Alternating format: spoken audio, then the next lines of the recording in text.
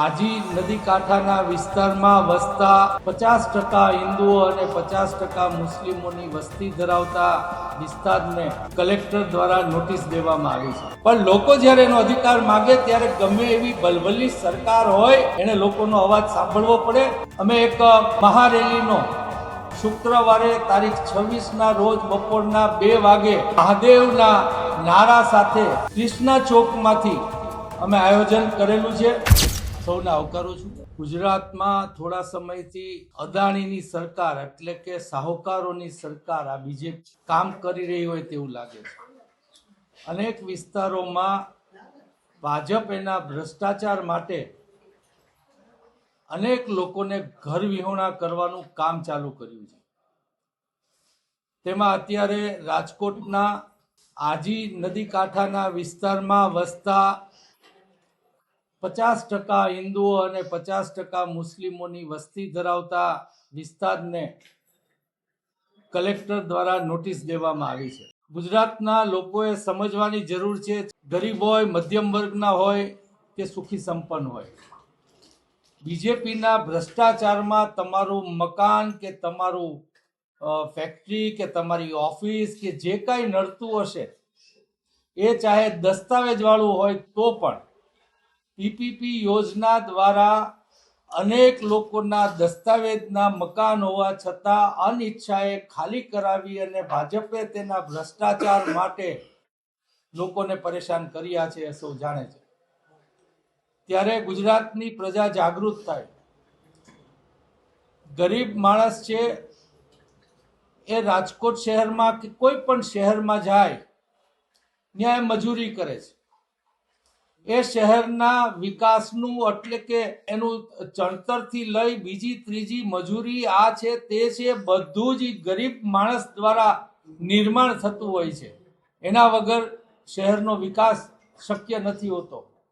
તે લોકો એમની રોજી રોટી એટલે કે 2 સમયનું ખાવા માટે શહેરમાં આવે અને ત્યાં 30-40 વર્ષથી રહી અને શહેરના વિકાસના ભાગીદાર બન્યા હોય એ લોકોને આજે 40-50 વર્ષે એની 25 વાર જમીન જે એક સામાન્ય માણસનો આ દેશના માલિક તરીકે કમસે કમ અધિકાર ગણવો જોઈએ તેને પણ કાઢી અને એને ઘર વિહોણા કરી અને એની રોજગારી એટલે કે એ લોકોનું 2 સમયનું ખાવાનું જેના ઉપર આધારિત હોય છે એ પણ છીનવવામાં ભાજપ સરકારને શરમ નથી આવતી.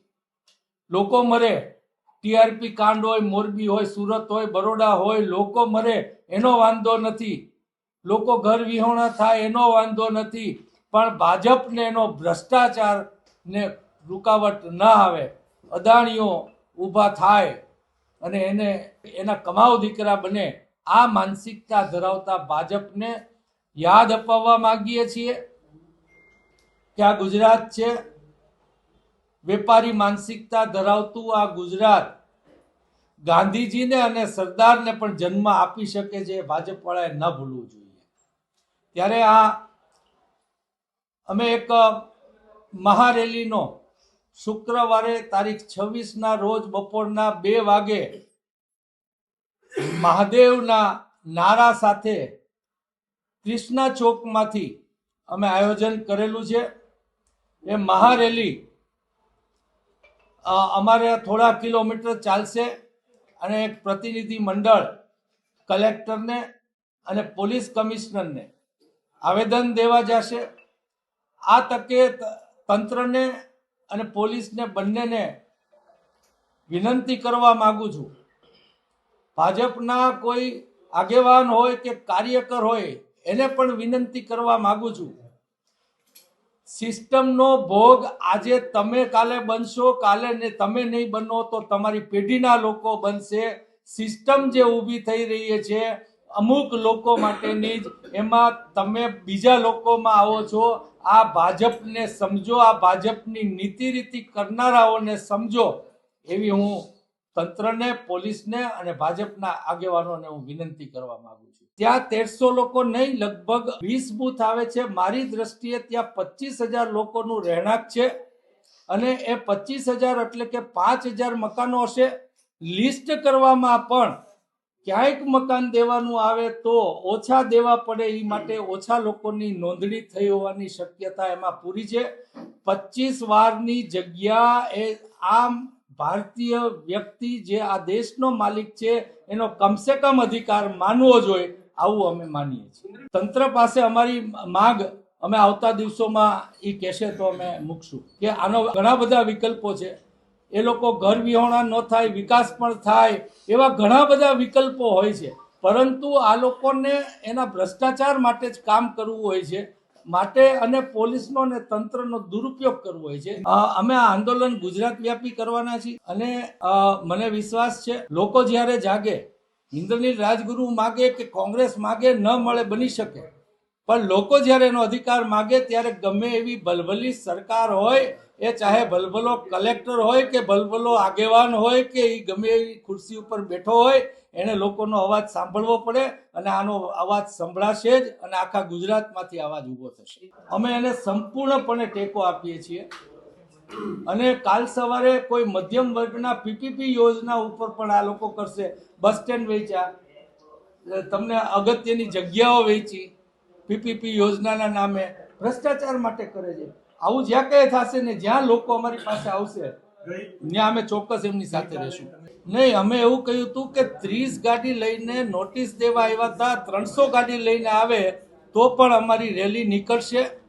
અને પોલીસ કમિશનરને પણ આ તકે હું કહેવા માંગુ છું કે તમારી એક બદલીની બીકે મહેરબાની કરીને અમારી યારે સંઘર્ષમાં ભાજપ વતી ઉતરવાનું ટાળજો. તમારે પોલીસ તંત્રે કયાગરા રહેવું પડે છે, અમે માનીએ છીએ, પરંતુ હવે નાના માણસની આતેડી કકડે એના ભોગ તમે ન બનો એવું આ તકે પોલીસને વિનંતી. એટલે અમે તો કઈ બનાવ્યો નથી, અમે કઈ નોટિસો આપી નથી, અમારા કહેવાથી તંત્ર નોટિસ નથી આપતું. તો બની શકે કે ભાજપને હું માનું છું કે ચૂંટણી મુદ્દા કરતાં પણ એ લોકોને એના ભ્રષ્ટાચારમાં રસ છે. આંધળા થઈ અને લોકો મત આપે છે એનો દુરુપયોગ હવે એ લોકોને મત માટે નહીં, એ તો ખોટા મત નખાવીને આંધળા લોકોના મત મેળવીને સરકાર બનાવે છે. એટલે ચૂંટણી મુદ્દા કરતાં પણ એ લોકોનો ભ્રષ્ટાચારનો મુદ્દો હોય એવું હું માનું છું. અને આ જ્યારે હું બોલી રહ્યો છું ત્યારે આ સિસ્ટમ ઊભી કરવાનો એક ભાગ હતા એવા વિજયભાઈ રૂપાણી સીએમ પદે રહ્યા હોવા છતાં એની કઈ હદે અવગણના આ સિસ્ટમને લઈને થઈ હતી, એનાથી ભાજપના આગેવાનોએ, કાર્યકરોએ, આ પોલીસે પણ મુશ્કેલીઓ પડી છે, અધિકારીઓએ આ સિસ્ટમમાં તકલીફો પડી છે, ભવિષ્યમાં કેટલી પડી શકે એની માનસિકતા યાદ રાખવાની જરૂર છે. આ રેલી દ્વારા આ અમે આંદોલન ચાલુ કરીએ છીએ.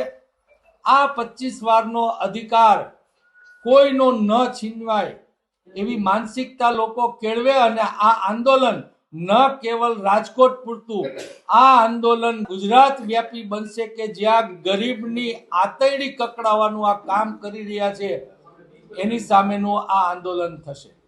પહેલા તો તમે એક સરસ વાત કરી, એમાં જવાબ છે કે આ લોકો કહે છે, એટલે એમાં જ જવાબ આવે છે કે એ લોકો સ્પષ્ટ નથી ત્યાં શું કરવું. અને વિકાસ કોને કહેવાય ભાઈ? વિકાસ સામાન્ય માણસને શાંતિથી રહી શકે એને વિકાસ કહેવાય. વિકાસ એટલે રિવરફ્રન્ટ જ વિકાસ છે? ના, એ વિકાસ છે, પણ એ ફક્ત વિકાસ નથી. રિવરફ્રન્ટ બનવો જોઈએ, અમારી ના નથી. એને જાહેરાત કરી કેટલા સ્ક્વેર ફીટમાં રિવરફ્રન્ટ બનશે, કેટલા સ્ક્વેર ફીટ વેચવામાં આવશે, આમાં એનો ભ્રષ્ટાચાર છે. રિવરફ્રન્ટ માટેની જગ્યા કાઢીને બાકીમાં એને ભ્રષ્ટાચાર કરવો હશે. એની ડિટેલ આપી વિકાસના નામે અને હિન્દુ અને મુસ્લિમના નામે ગુજરાતના લોકોને છેતરવાનું કામ એના ભ્રષ્ટાચાર માટે આ બીજેપી કરી રહી છે. ત્યારે આ વાતમાં લોકો ન આવે એવી હું લોકોને પણ વિનંતી કરું છું. આપ સૌને પણ ખ્યાલ છે, હરેક પત્રકાર બહુ નજીકથી આ તંત્રને અને આ વહીવટને જોતો હોય છે, ત્યારે લગભગ બધા જ પગલા એ લોકોના ભ્રષ્ટાચાર માટેના હોય છે.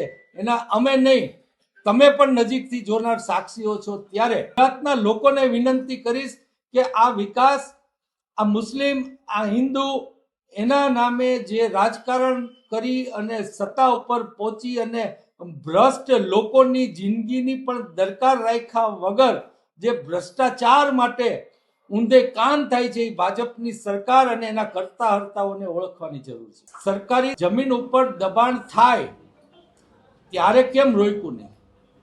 આજે પણ થાય છે ત્યારે કેમ રોકતા નથી? ક્યાંક ને ક્યાંક દબાણો થયા હોય ત્યારે એ દૂરના વિસ્તારમાં હોય છે, જમીન કિંમતી નથી હોતી. અને તમને કહી દઉં કે 25 વાર જેવી જમીન ઉપર કોઈનું દબાણ ન કહેવાય, એનો અધિકાર કહેવાય.